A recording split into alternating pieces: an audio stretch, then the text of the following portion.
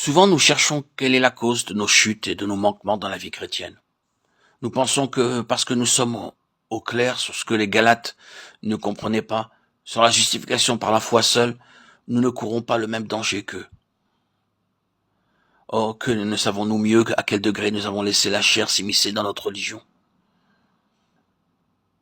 Demandons à Dieu de nous faire voir en elle notre plus grand ennemi, l'ennemi de Christ.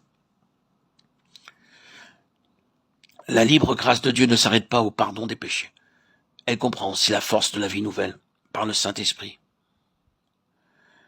Consentons à tout ce que Dieu nous dit de la chair et de ce qui vient d'elle, lorsqu'il nous déclare qu'elle est souillée, condamnée, maudite. Ne redoutons rien autant que l'action secrète de notre chair. Disons avec la parole de Dieu, le bien n'habite point en moi. Romains 7, 18. L'affection de la chair est inimitié contre Dieu. Romains 8, 7. Demandons à Dieu de nous montrer que l'Esprit doit nous posséder tout entier, si nous voulons lui plaire en toutes choses. Croyons que si nous nous glorifions chaque jour de la croix, que si, par la prière et l'obéissance, nous voulons la chair à la mort de la croix, Christ recevra le sacrifice que nous lui faisons là, et que par sa divine puissance, il maintiendra en nous la vie de l'Esprit. Nous apprendrons alors non seulement à vivre par l'Esprit, mais vivre comme ceux qui ont été affranchis de la chair, après l'avoir crucifié, et nous marcherons réellement par l'Esprit. Dieu de bonté, je te prie de me faire comprendre tout ce que ta parole m'enseigne, quand elle me dit que je peux marcher par l'Esprit après avoir crucifié la chair, avec ses passions et ses convoitises.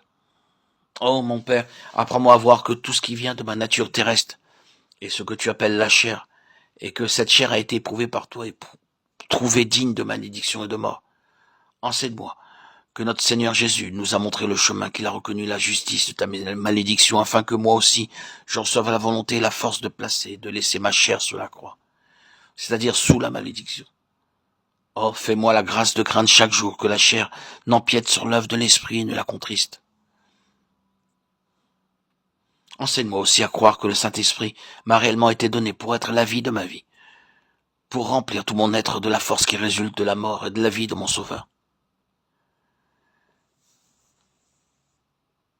Seigneur Jésus, toi qui nous as envoyé ton Saint-Esprit pour nous assurer ta présence continuelle et ta puissance de rédemption, je m'abandonne entièrement à toi,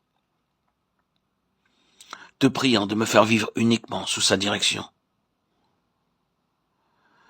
De tout mon cœur, je veux tenir ma chair pour crucifiée et maudite. Je consentrai sérieusement à vivre de la vie d'un crucifié.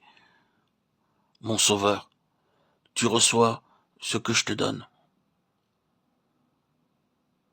Je me confie en toi pour me faire marcher aujourd'hui par ton esprit.